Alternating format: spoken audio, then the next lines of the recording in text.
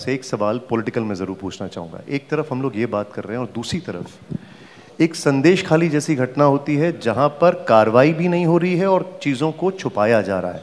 उस पर आपका टेक क्या है मैम? यहाँ पे क्योंकि आपके अंतर्राष्ट्रीय बहुत सारे मेहमान बैठे हैं, मैं उनके सामने अपने देश के आंतरिक विषयों के ऊपर जो तीखापन आप मेरे लहजे में नॉर्मली देखते हैं, I am very mindful of our international guests and that is why I want to just say this. वहाँ जो हुआ, और मैं जानबूझकर हिंदी में ही कहूँगी, वहाँ जो हुआ वो भारतीय तो क्या किसी भी इंसान की सोच के परे है।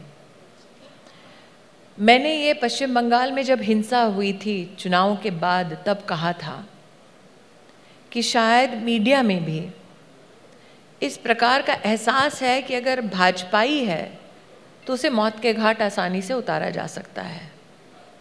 अगर भाजपा की महिला कार्यकर्ता है उसको उसके घर से उठाकर सामूहिक बलात्कार किया जा सकता है।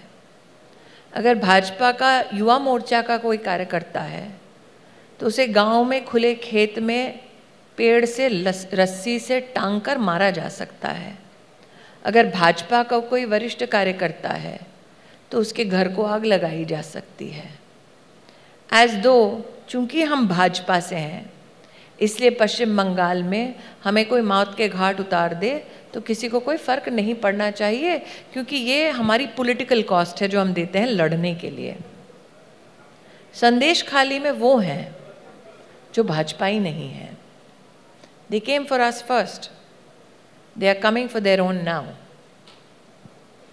आप सोच सकते हैं कि जिन लोगों ने ममता जी को वर्षों वर्ष तक सहयोग दिया, सहायता दी, उन औरतों को घरों से उठा उठा कर बलात्कार किया जाता है।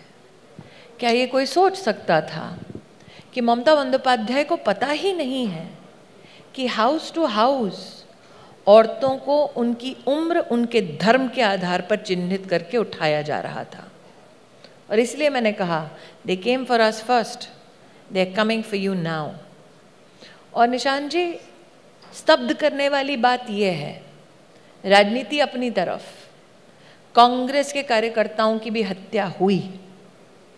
कांग्रेस के लोग भी वहाँ जाकर बात करना चाहते हैं, लेकिन वो शहजादे जो अभी भी राजनीति के भूल भुलैया में खुद को खोज रहे हैं, उनके पास इस विषय के लिए एक शब्द नहीं है।